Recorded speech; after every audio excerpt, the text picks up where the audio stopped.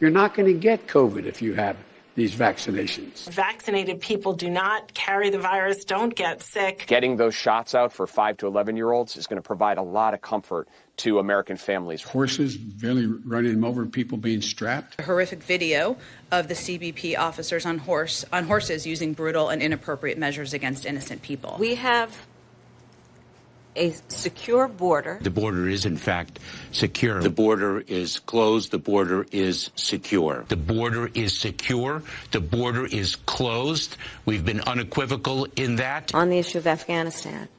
And to that end, we have seen a successful drawdown of the embassy. I think it's irresponsible to say Americans are stranded. They are not. This is Jim Crow on steroids, what they're doing in Georgia. This is all about keeping working folks and ordinary folks that I grew up with from being able to vote. The reconciliation package would cost $0. The cost of these bills in terms of adding to the deficit is zero. Some have expressed publicly that they're not comfortable with 3.5, even though zero costs $0. Zero.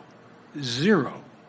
Zero. This bill is fully paid for and will not raise taxes on anyone making less than $400,000 a year. Let me say that again, be crystal clear. No one making less than $400,000 a year will pay a single additional penny in tax for all these things that were in the Build Back Better plan. If you're a husband and wife, school teacher, and a cop, you're paying at a higher rate than the average person making $1 billion a year is. My plans do not add to inflationary pressures. The Build Back Better agenda will help reduce inflation, will help cut costs for the American people. If we pass the other two things I'm trying to get done, we will, in fact, reduce inflation. Inflation is going to come down next year. Inflation will come down next year. These inflation rises will be transitory, that they will come back down next year. There's nobody suggesting there's unchecked inflation on the way.